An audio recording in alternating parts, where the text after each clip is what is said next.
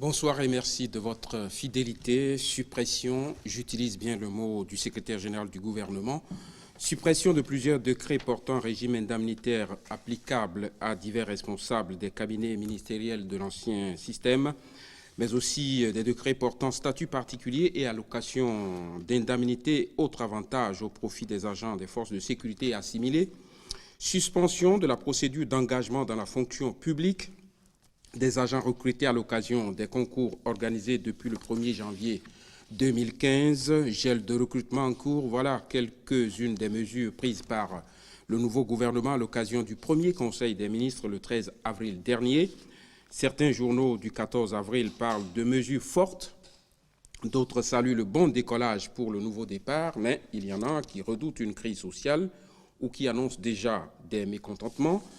Pour analyser toutes ces mesures, nous avons invité sur ce plateau, à partir de la droite, Jean-Baptiste Elias, président du FONAC, le Front des organisations nationales contre la corruption. Bonsoir, monsieur Elias. Bonsoir à vous et bonsoir aux auditeurs et aux auditrices de votre chaîne de télévision. Téléspectateurs, oui. Serge Prince Agbodjan, juriste. Bonsoir, monsieur Prince Agbodjan. Bonsoir, monsieur Marat. Bonsoir, téléspectateurs. Et à ma gauche, Wilfried Léon Ngbeji, c'est un journaliste connu à la Nation, mais ce soir, il est ici en tant qu'acteur politique et surtout en tant que proche collaborateur du ministre d'État, secrétaire général de la présidence de la République. Bonsoir, chers invités, pour commencer cette émission.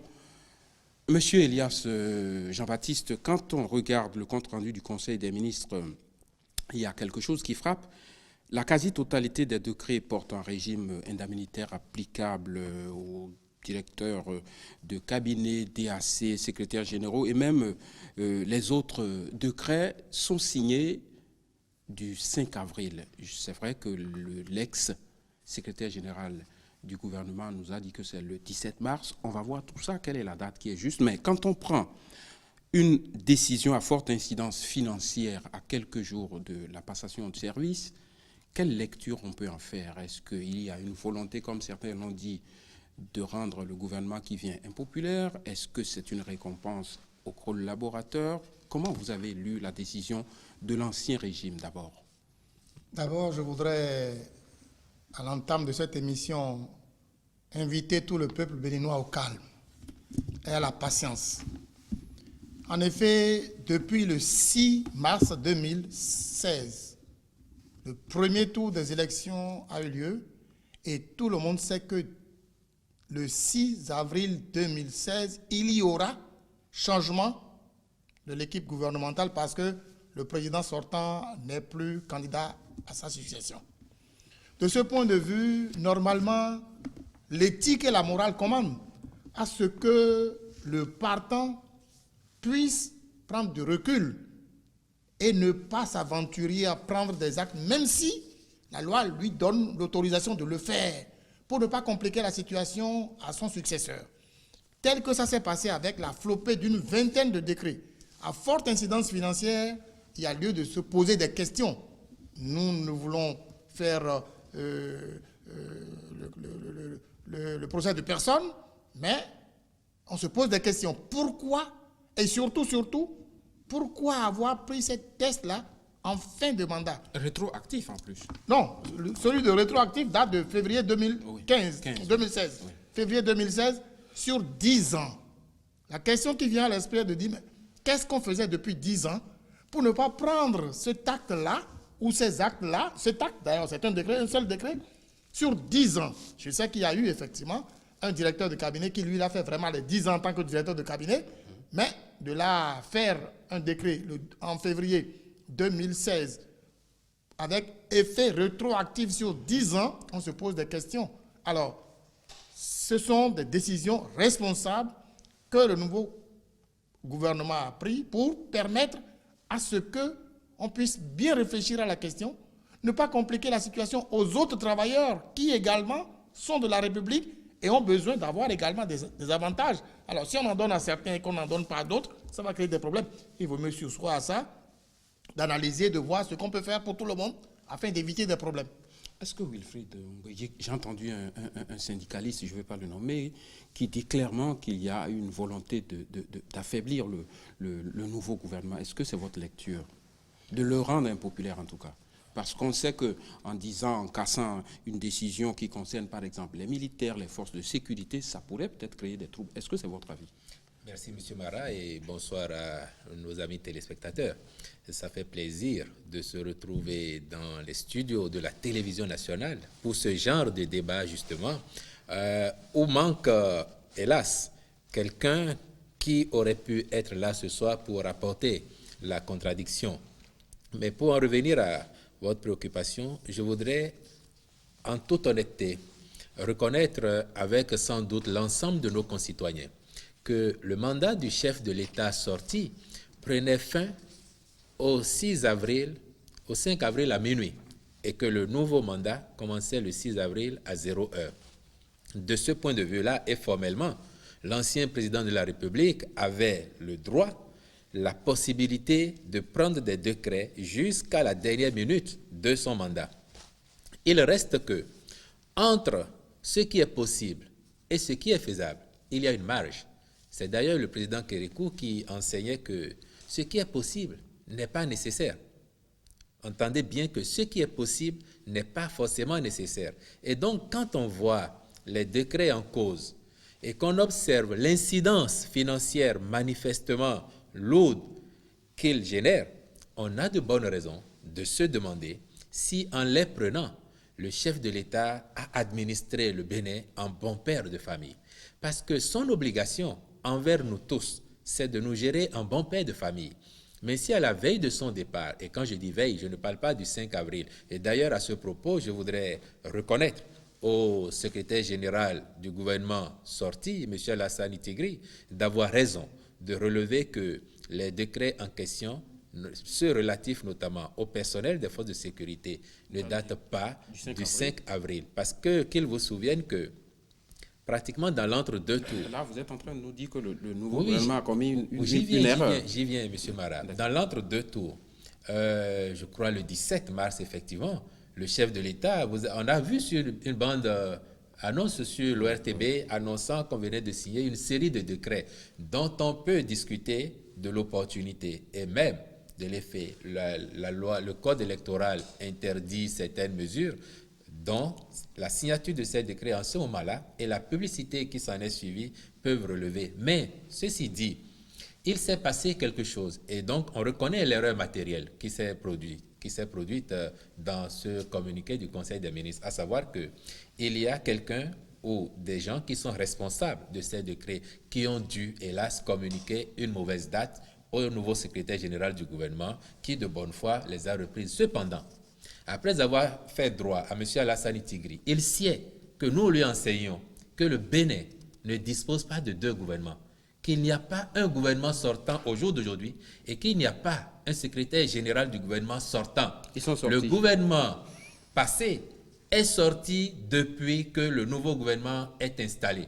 Et donc, quand M. Alassane Tigri... On doit dire quoi? L'ex-gouvernement? Parler de l'ancien gouvernement, parler du gouvernement sorti. Quand M. Alassane Tigri, si un communiqué 10 jours après l'installation du nouveau gouvernement et continue à parler de gouvernement sortant, très bien. C'est comme si, et lui et peut-être ses amis, vivent dans une république hypothétique.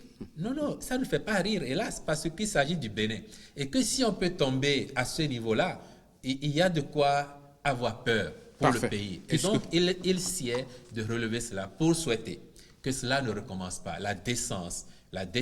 Mais l'erreur est humaine, puisque vous reconnaissez que les dates annoncées ne sont pas les bonnes dates. Si l'erreur matérielle relevée est juste, en ce moment-là, il n'y a pas d'erreur matérielle quand on s'affuble du titre de secrétaire général du gouvernement sortant, un titre qui par ailleurs n'existe pas. Parfait. Et donc pour en revenir finalement à ce point-là, on a dit on devrait s'interroger sur l'opportunité de les prendre en ce moment-là. Et vous avez dit, est-ce que c'est une manœuvre pour rendre impopulaire le nouveau régime? Je pense que les principaux bénéficiaires de ces décrets-là, à savoir les personnels des forces de sécurité, notamment de la police nationale, sont en principe des gens d'honneur et de responsabilité. Et que même si ces décrets sont censés leur apporter une plus-value financière, de meilleures conditions de travail, ils sont bien placés, ces éléments-là, pour savoir que la précarité de demain peut naître du mauvais usage ou de l'abus de l'abondance d'aujourd'hui, encore que lorsque vous interrogez la trésorerie de l'État, on va parler de la trésorerie. que le gouvernement l'a on va en parler. Cela appelle à Absolument. la prudence au moment où on signait ces décrets. On parlera de la trésorerie, puisqu'il y a des chiffres avant de poser la question à M. Serge Prince Aboujan. Je rappelle, et vous l'avez dit, que nous avons invité l'ex-ministre de la fonction publique, Aboubacar Yaya. Ses services de communication nous ont dit qu'il ne veut plus en parler. C'est vrai qu'il a déjà parlé sur une chaîne, une radio, je crois. Pareil pour les lauréats des concours que nous avons invités, qui nous ont dit qu'ils ne souhaitent pas venir dans cette émission, mais on les aura au cours de notre émission. Alors, Serge Prince Aboujan, on va parler un peu de droit. Le Conseil des ministres parle de suppression. J'ai suivi ce matin le débat sur notre télévision et j'ai entendu le professeur Salami qui dit qu'on ne peut pas parler de suppression en droit, il faut parler plutôt d'abrogation. On ne va pas faire sémantique juridique, mais concrètement, on devrait dire quoi? Non, je crois que, en entame, Oui. je voudrais, vous me permettez, Bien avant sûr, de très venir dans le rapidement. droit, de donner temps, quelques... le temps. Oui. Non, je voudrais insister sur quelque chose qui m'a paru bizarre et qui nécessite qu'on attire l'attention là-dessus. Je crois que mon ami Léandre a parlé de ça, mais je voudrais qu'on fasse attention parce que dans le communiqué de l'ancien secrétaire général du gouvernement, j'ai cru lire, et ça m'a interpellé, dans les recommandations qu'il faisait, j'ai cru lire que, je le cite, les ministres sectoriels sortants se tiennent prêts à apporter toute explication pouvant éclairer et permettre au Bénin de progresser. Je trouve que c'est extrêmement dangereux et grave. Pourquoi? Ça voudrait dire qu'ailleurs, dans notre gouvernement, dans notre pays, il y a un autre gouvernement avec un autre secrétariat général du gouvernement et qui peuvent encore s'organiser. Je trouve que c'est... Non, je voudrais bien qu'on n'en arrive pas là, qu'on arrête cela et que ce qui a été formel est formel, ceux qui sont partis et qu'on oublie ce genre de choses. On peut apporter son expertise, son éclairage, mais on ne peut pas faire un autre gouvernement bis quelque part pour pouvoir encore avoir un secrétaire général ailleurs. Maintenant, venons à la question. Oui. À la question, il faut dire qu'en fait, si nous restons dans la notion de la suppression, elle peut se dire, mais en ouvrant, parce que dans la suppression de l'acte administratif tel que c'est indiqué, c'est que nous avons deux formules qui s'ouvrent à nous. Il y a la formule du retrait qui amène l'acte administratif à perdre complètement sa valeur juridique, même antérieurement, et l'abrogation qui découle de la présence de l'acte à partir du jour où vous l'avez abrogé. Ce qui veut dire que les conséquences juridiques antérieures tiennent. Donc, je pense que ce n'est pas à dessein que le gouvernement l'a fait, parce que pour quelquefois, c'est des mesures conservatoires. Et si c'est des mesures conservatoires qui amènent ou qui amèneront à des commissions de travailler sur un certain nombre de notions, il peut arriver que la conséquence ou la conclusion de l'acte soit un retrait pur et simple ou que ça soit une abrogation. Donc, je me dis, à mon avis, que toutes les deux notions sont ouvertes et que dès lors que les commissions, différentes commissions vont travailler, on pourrait savoir, tel que le gouvernement va l'apprécier, savoir s'il faut faire un retrait de l'acte, c'est-à-dire perte de tous les effets juridiques de l'acte, ou abroger l'acte pour dire, mais nous l'abrogeons à partir d'aujourd'hui. Donc, je reste ouvert là-dessus. Mais j'ai écouté, et je regrette qu'il ne soit pas là, j'ai écouté le ministre Yaya qui a dû dire que le gouvernement n'est pas en mesure de procéder à une suppression d'actes juridiques, d'actes administratifs. Oui. Seule la Chambre de la... Non. Il a dit la Chambre de la Cour Non, suprême. c'est pas possible. La Chambre administrative de la Cour je suprême. voudrais rappeler que ce n'est pas possible. Parce que si vous lisez la loi du 17 août portant procédure devant la Cour suprême, la Chambre administrative de la Cour suprême n'est pas une chambre d'avis. Non, c'est un juge de droit commun en matière administrative, en matière de décision administrative. L'article 34 est très clair là-dessus.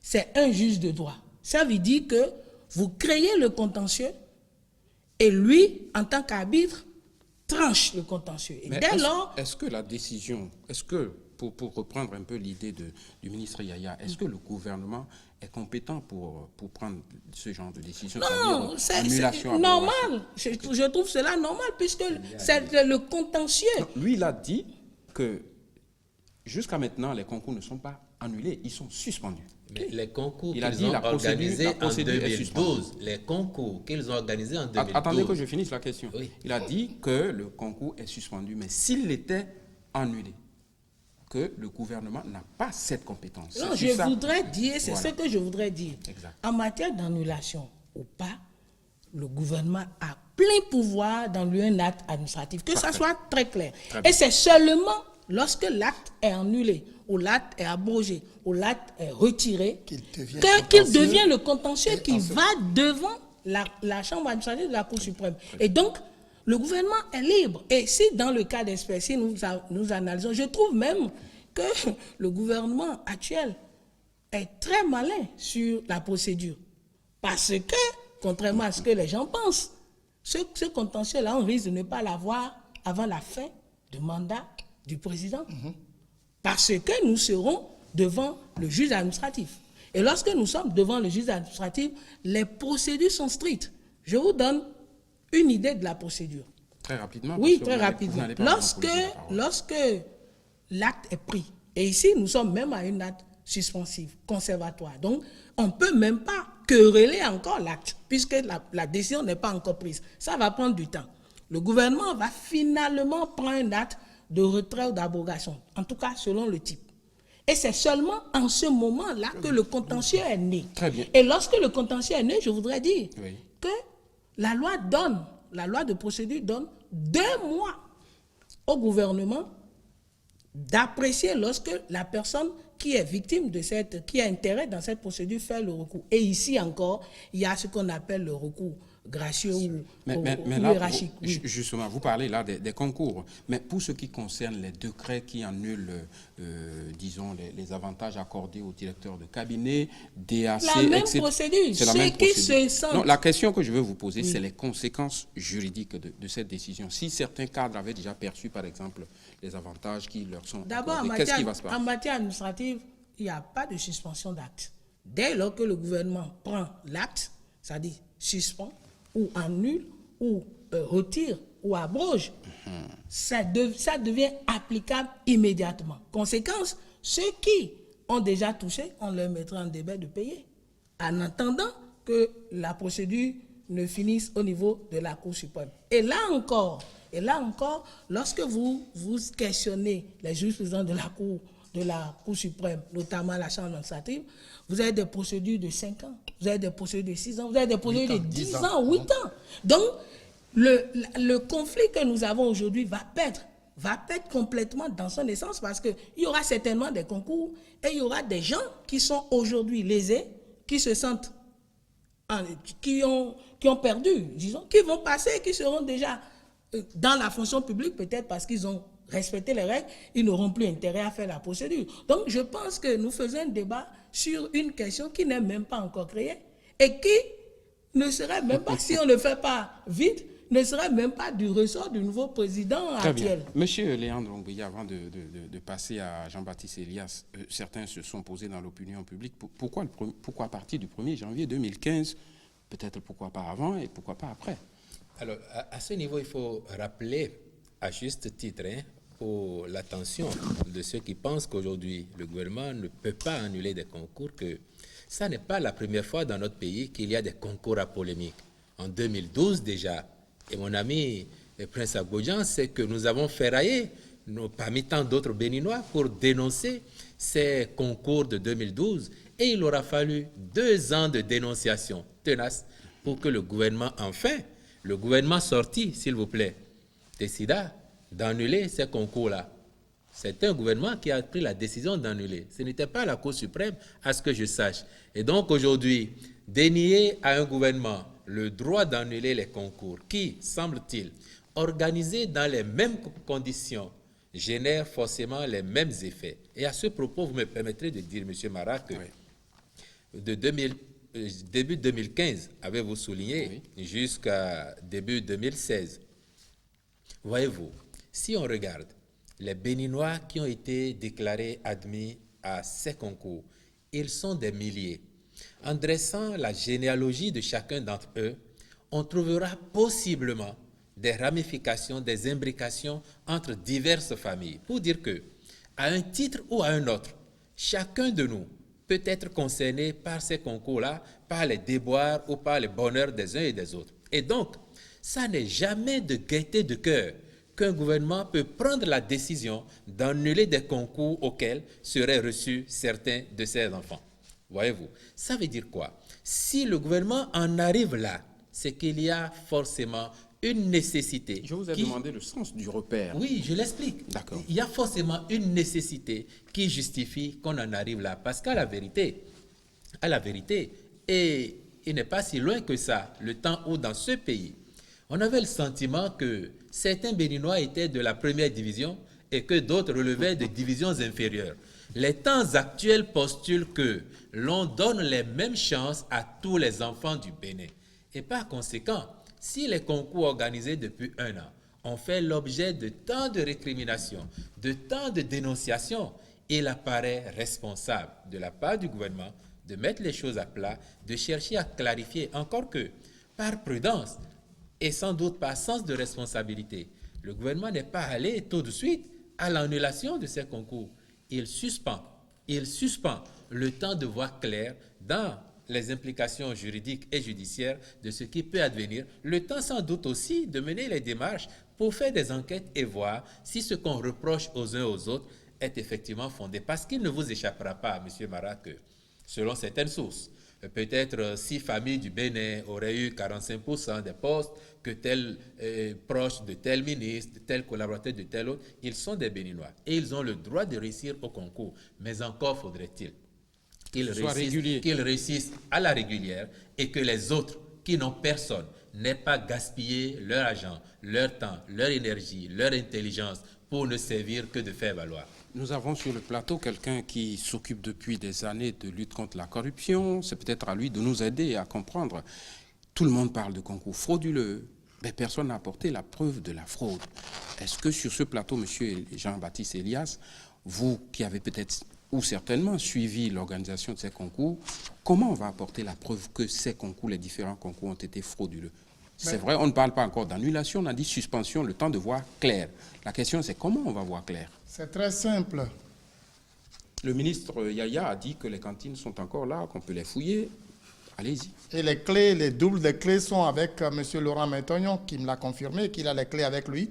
Bon. Et le jour où on va vouloir procéder selon la mise en place des commissions, quand on va procéder à l'ouverture des cantines, si on se rend compte que les clés ont été forcées ou défoncées, eh bien, ce sera encore une preuve, n'est-ce pas, que quelque chose s'est passé. Mais pour l'instant, nous faisons foi à ce qui s'est passé et que les cantines soient bien gardées.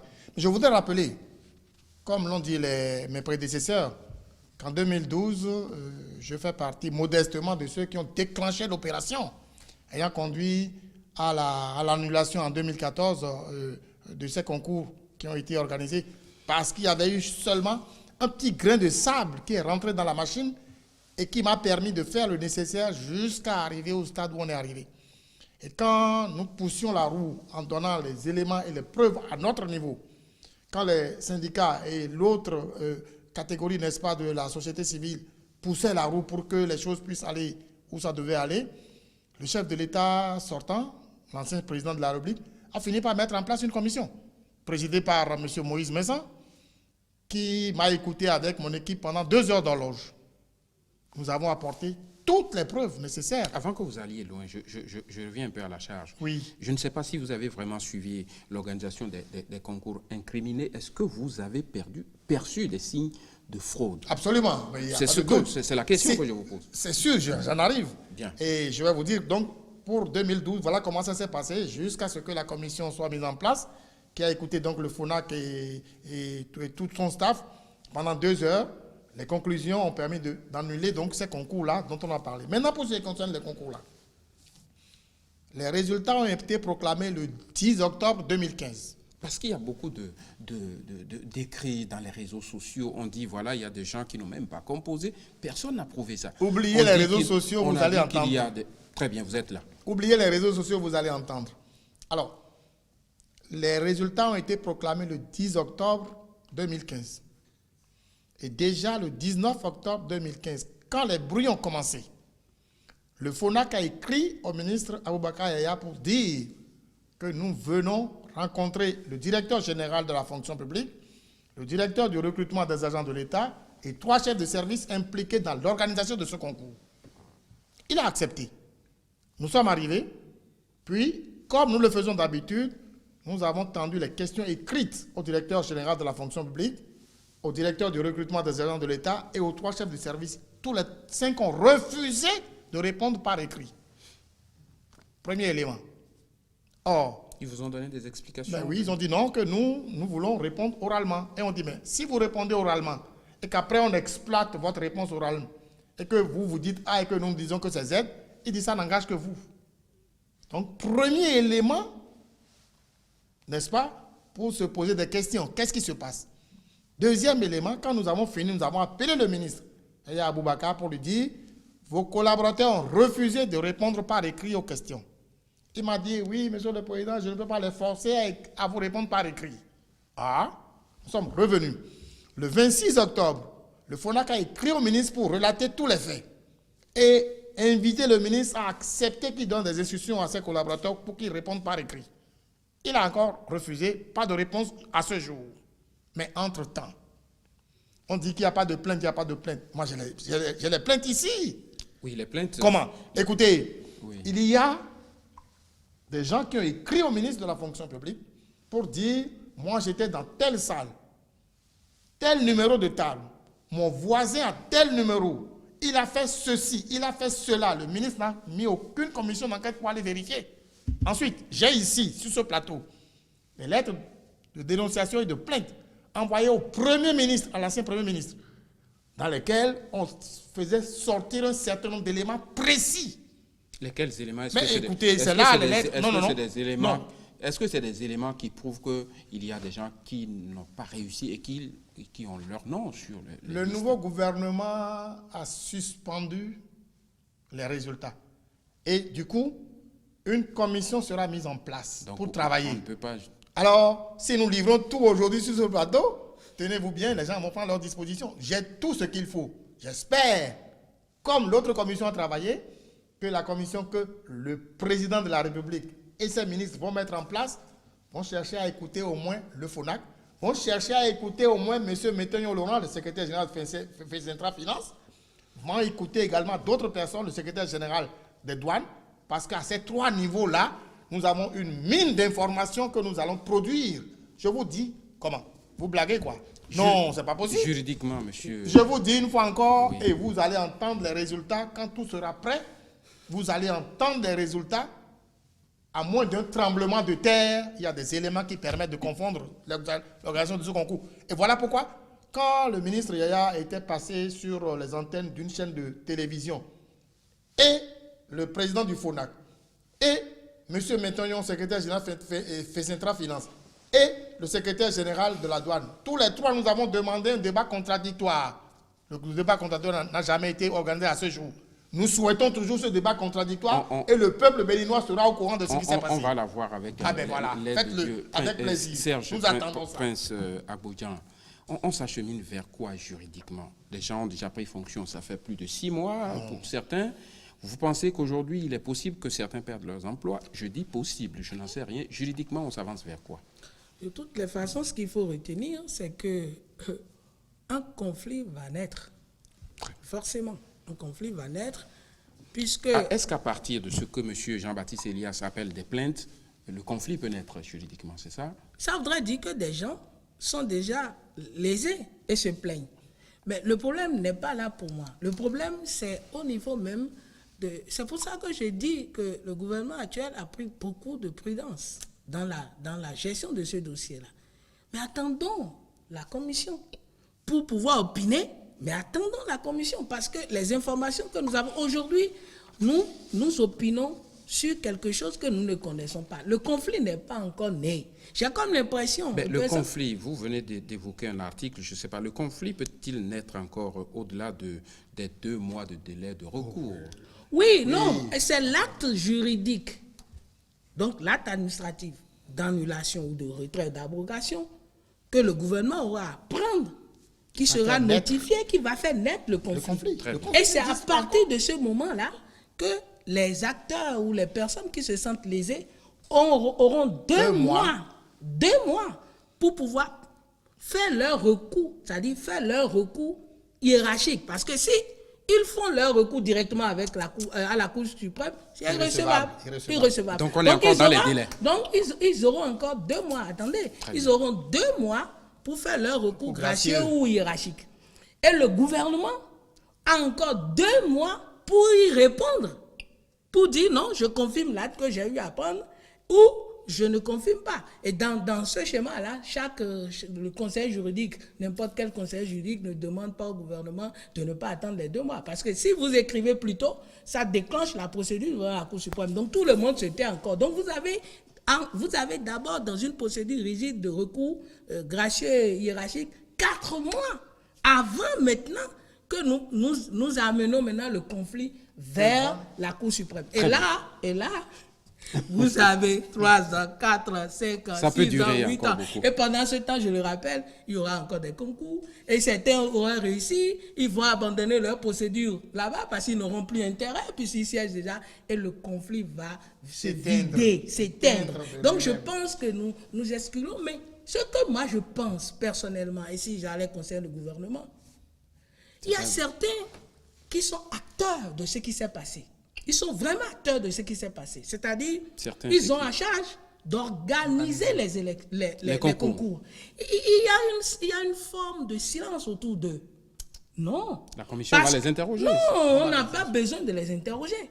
Parce que, et c'est là où je demande au gouvernement d'aller plus loin, la loi portant lutte contre la corruption est très claire à partir de l'article 128 sur l'organisation, les fraudes et concours, les fraudes dans les examens et concours au Bénin.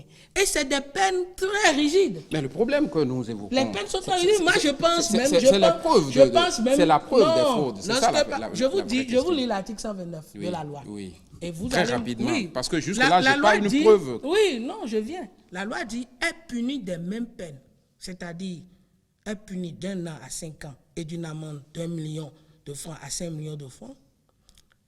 Toute personne qui, impliquée à quelque niveau que ce soit dans l'organisation d'un examen ou concours public, se sera volontairement abstenu, contre rémunération ou non, d'accomplir un acte relevant de sa mission dans le but de favoriser toute forme de fraude ou de tricherie. Oui, mais rien qu'avec cet article, je suis ceux qui devaient prendre des décrets, ceux qui devaient vérifier les diplômes des postulants, ceux qui refusent de le faire, moi je demande que dès lors que la commission siège et qu'on retrouve ces cas-là, qu'on fasse déjà la procédure sans attendre même cette affaire de Cour suprême, etc. Je posais des questions à l'acteur politique, collaborateur du ministre d'État. Cette fois-ci, je pose, on me pardonnera, la question aux journalistes, avant qu'on ne puisse aller à notre élément témoin. Le journaliste que vous êtes, j'imagine que la nation a peut-être suivi l'organisation de ces concours. Est-ce que vous avez eu un soupçon de fraude?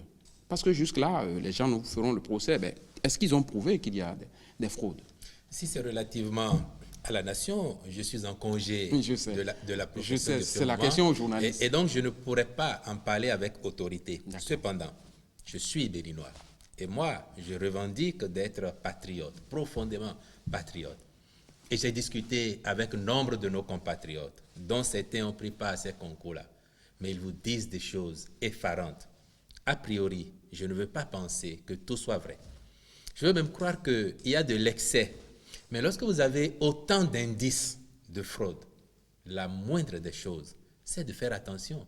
Et nous avons conscience, je suis persuadé que le gouvernement de la République est conscient que parmi tous ceux qui ont pu être déclarés admis, il y a des gens qui ne connaissent personne, qui ont pu étudier et qui sont reçus valablement à ce concours. Mais quelle est la proportion de ceux-là dans le lot des déclarés admis? La fraude corrompt tout, nous enseigne-t-on en faculté de droit.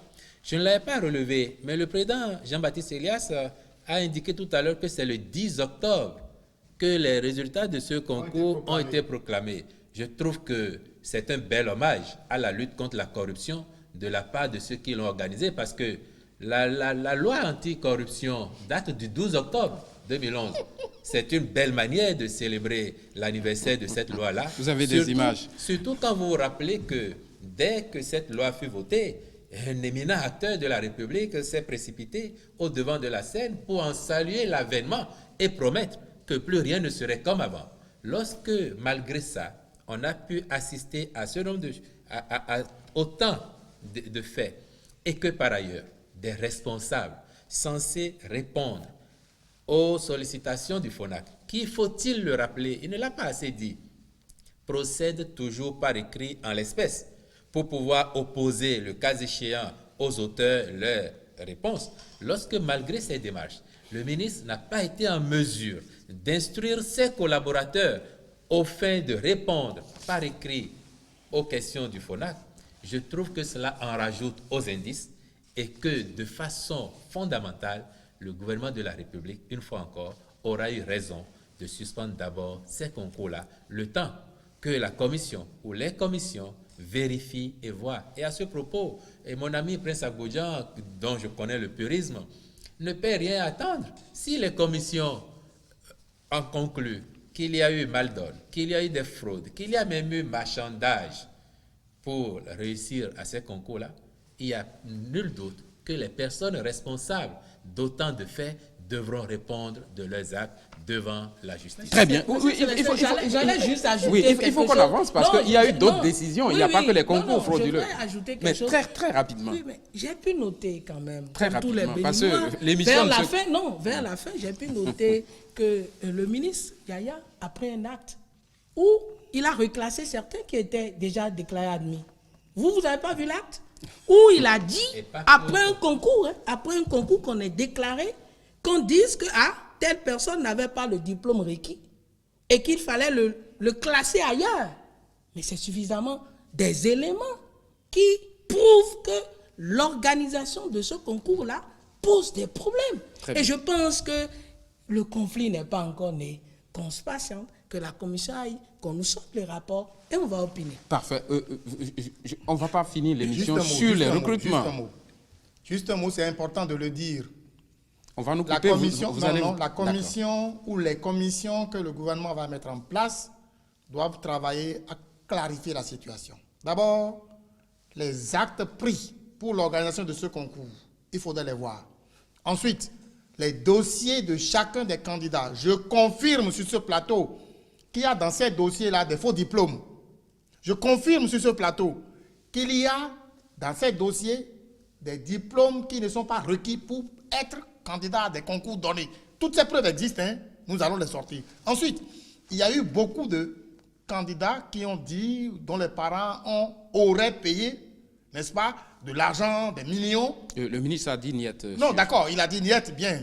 Mais ceux-là, parce que nous avons des éléments, ceux-là ont la possibilité de collaborer avec la commission parce que la loi dit à son article 37 que tous ceux qui veulent collaborer à la manifestation de la vérité peuvent avoir des circonstances atténuantes. Merci. Autrement dit, s'ils le font et que le juge estime qu'on a pris leur argent indûment, le juge peut éventuellement décider de leur rembourser. Alors s'ils ne disent rien, eh bien cet argent-là sera perdu. Donc Très il bien. faudrait le dire. Très bien. Et il y a d'autres éléments sur lesquels nous reviendrons au Vous moment l'avez- opportun vous l'avez promis. pour permettre, n'est-ce pas, Très à la bien. commission de pouvoir travailler. Tout le monde sait. 30 secondes. Oui, On a fini oui, vraiment en 30 secondes sur oui, la question. oui, Je parce trouve qu'on va finir parce que l'émission sur les c'est concours, un alors qu'il y a d'autres symbole fort. décisions. C'est un symbole fort. D'accord. Il y a que j'ai d'autres relevé- décisions dont on n'a pas parlé que j'ai encore. relevé il y a quelques jours. Oui. Vous avez pu voir que les personnes qui revendiquent d'être admises à ces concours, on peut manifester jusqu'à C'est de ça que nous jusqu'à allons l'entrée parler. de... Très Ah, bien. d'accord, C'est de je ça que vous nous allons marchais sur parler, la langue. justement. Au lendemain de la décision du Conseil des ministres, vous venez de le dire, le collectif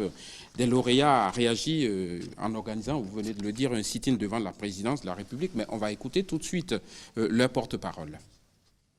Suite au compte rendu du Conseil des ministres en date du 13 avril 2016, annonçant la décision du gouvernement de suspendre la procédure d'engagement dans la fonction publique des agents recrutés à l'occasion des concours organisés depuis le 1er janvier 2015, nous, agents permanents de l'État, recrutés dans la dite période, venons apporter à l'opinion nationale et internationale ce qui suit. Cette décision nous semble arbitraire et populiste sur fond de règlement de compte politique. Le Conseil des ministres précise que la décision de suspension se fonde sur les polémiques que ces concours ont suscitées. Il convient de rappeler que la législation béninoise prévoit une institution différente de l'exécution, un délai de l'exécutif, bien sûr, un délai, une procédure en la matière et des preuves juridiquement valables sans lesquelles aucune action ne peut être entreprise. Où va-t-on nous conduire avec une telle décision? Sur quelle base la période à laquelle s'applique la décision a-t-elle été définie? Nous disons non à toute décision qui se base sur la rue. Nous disons non au règlement de compte. Nous disons non à la chasse aux sorcières. Vous n'êtes pas sans savoir que les polémiques dont fait mention le ministre d'État ont toujours animé le lendemain des proclamations des résultats de concours au profit de l'administration publique en général et de celle des finances en particulier. Une telle décision consiste à contraindre des citoyens béninois au chômage rien que pour plaire à certains lobbies syndicaux dont on cherche à tout prix l'adhésion. Il convient de rappeler également que l'administration publique a autorisé les lauréats à démissionner de leur précédent emploi quand elle les a invités à prendre service depuis plus de 6 mois.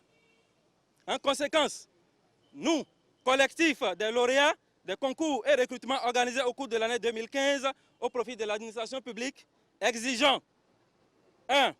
L'annulation pure et simple de la décision de suspension et la saisine au besoin des institutions compétentes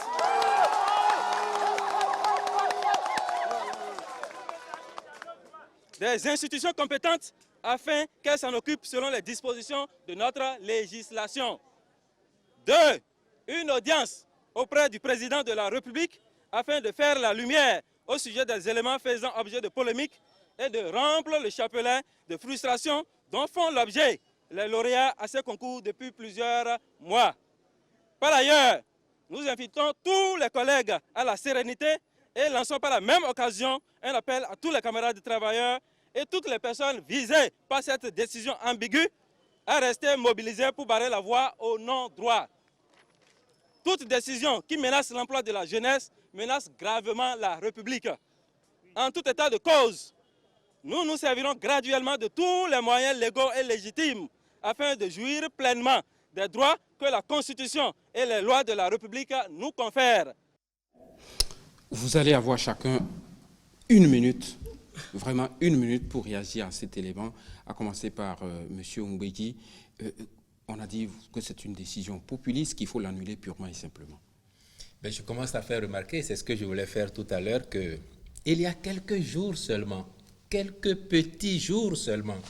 Vous avez 1 minute. Quelques petits jours seulement en arrière, si les Béninois, et ils sont l'ultra-majorité, qui croient que ces concours-là sont frauduleux, avaient voulu manifester devant la présidence de la République, ils n'auraient pas eu le droit de manifester.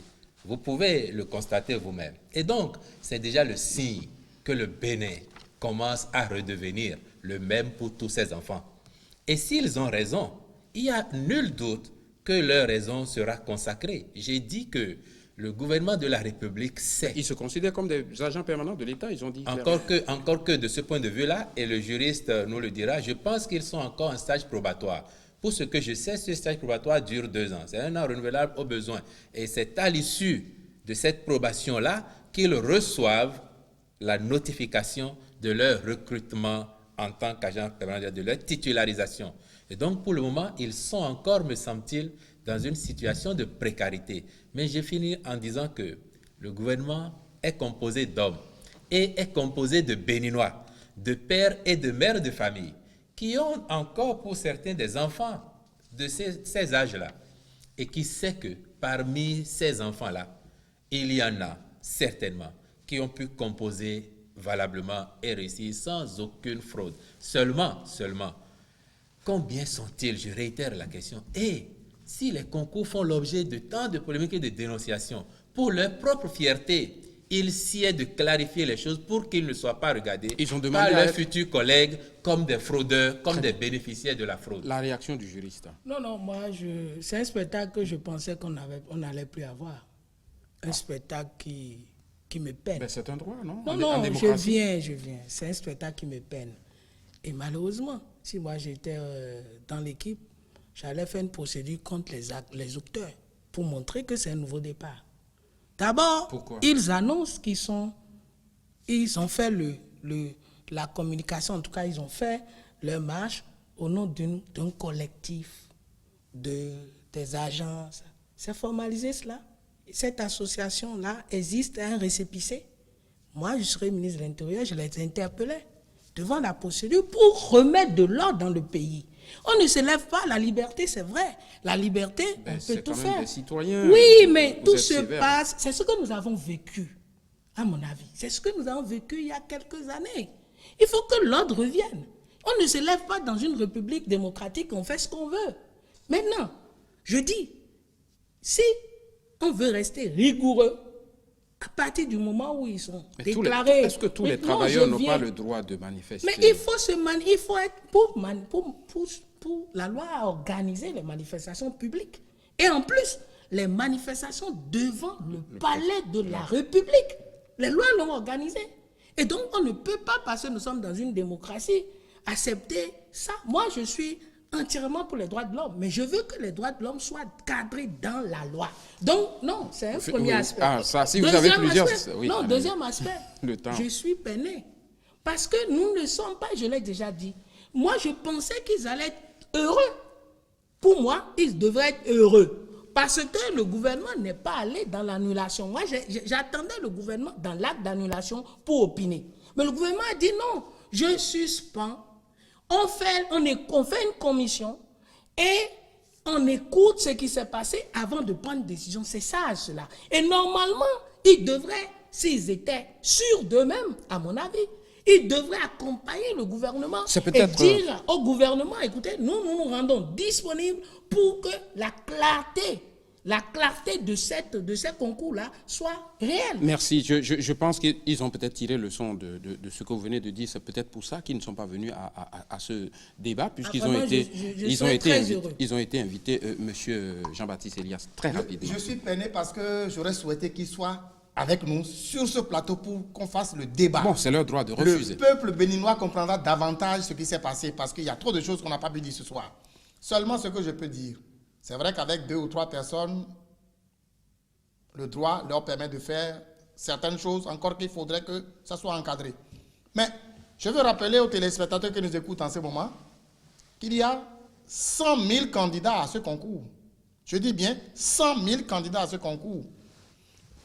1780 au plus sont déclarés admis, dans les conditions que vous connaissez. Je ne vais pas les qualifier. Ceux qui ont manifesté, ils sont à peu près 400, 200. Mais quelqu'un m'a dit, Monsieur Elias, demandez aux 98 000 autres de rentrer dans la rue aussi et de se manifester comme ça. Qu'est-ce que ça sera? Les 98 000 qui restent n'ont qu'à sortir pour manifester aussi contre les 200 ou les 300 qui ont manifesté. Dans quel état sera la République? Ceux qui viennent de montrer leurs muscles entre griffes auraient pu saluer la décision du gouvernement pour dire « Ok, nous sommes sûrs de nous, nous allons accompagner la commission, on va rapidement faire le travail, les résultats vont permettre de nous confirmer dans notre position et ce serait à leur avantage. » Malheureusement, tel que c'est fait là, ça sent autre chose que je ne veux pas qualifier pour l'instant, parce que nous laissons tout le reste à la commission et nous allons le leur dire en son temps. Pour quitter un tout petit peu les concours, je pense qu'on en a dit assez. J'ai envie de vous demander, M. Ongbeyi, pourquoi avoir annulé la nomination le 26 mars 2016 du magistrat à la Cour de justice de l'UEMOA aussi. Certains parlent, est-ce que ce n'est pas la chasse aux sorcières? Ben là, c'est une belle question que vous gagneriez à poser au porte-parole du gouvernement, à tout le moins, parce que je n'ai pas siégé dans la salle du Conseil Vous des êtes ministres. proche du collaborateur. Ah Vous êtes oui, un proche oui, collaborateur. cela ne l'autorise pas à me mettre dans l'économie des délibérations du Conseil des ministres. Si vous voulez une analyse de cela, je peux la faire, Allez-y. mais le pourquoi, il ne m'appartient vraiment pas de vous le dire. Faites son Maintenant, analyse. c'est vrai, on a observé qu'il y a une nomination qui a été rapportée, simplement. Et j'ai entendu, on a dit, il y a une autre nomination intervenue dans le même voisinage de temps qui pourtant a été validée. Là-dessus, il appartient au gouvernement d'apprécier de l'opportunité de telle ou telle chose. Le magistrat, c'est un haut magistrat, procureur général, près la cour d'appel de Cotonou, et je vous surprendrai en disant que c'est mon voisin. Et j'ai eu l'occasion de le féliciter déjà pour sa nomination. Il reste que je ne peux pas avoir le courage maintenant d'aller retirer les félicitations que je lui ai adressées parce que je ne sais pas pourquoi, quels sont les éléments qui ont fondé la décision du gouvernement. Peut-être a-t-on des choses à lui reprocher? Veut-on voir clair dans certaines choses? C'est tout ce que je peux aujourd'hui faire. Est-ce que le juriste Supputation. a une analyse ou un commentaire Mon sur ça? analyse, c'est de dire que tout acte juridique que le gouvernement pose peut être attaqué. Et en matière de nomination, c'est le pouvoir discrétionnaire du chef de l'État. Ouais. Je me suis posé aussi la même question, mais pourquoi c'est M. de Souza qui a été nommé à la commission de la CEDEAO? Mais je n'ai pas de réponse parce que c'est un pouvoir discrétionnaire. Du chef À partir de ce moment, je ne sais pas dans quelles conditions les autres aussi ont analysé. J'ai vu 2 actes le jour-là. J'ai vu la révocation du directeur de l'ANAC, par exemple. Oui. Le gouvernement, dans le cas d'espèce, n'a pas communiqué sur les raisons. Ça peut être des questions de décence, ça peut être des questions de gestion des ressources humaines. Mais je dis et je répète que dans un état de droit, lorsque le gouvernement pose un acte et que vous n'êtes pas d'accord, il faut faire les recours nécessaires pour amener le gouvernement. D'abord, ça crée une jurisprudence. Et en plus, ça règle un problème de droit. Je suis sûr que si le magistrat dont la décision a été rapportée, il est un magistrat, il est juriste. Donc, s'il se sent lésé, mais attendez, il va faire la procédure pour ça et on comprendra mieux. Le gouvernement a aussi pris la décision de faire ce qu'il appelait la clarification des opérations récentes de passation des marchés publics. Vous qui vous occupez de la lutte contre la corruption, vous vous dites ça va changer au niveau du secteur des marchés publics? Ah oui, vous savez, les marchés publics constituent des nids de corruption, par excellence.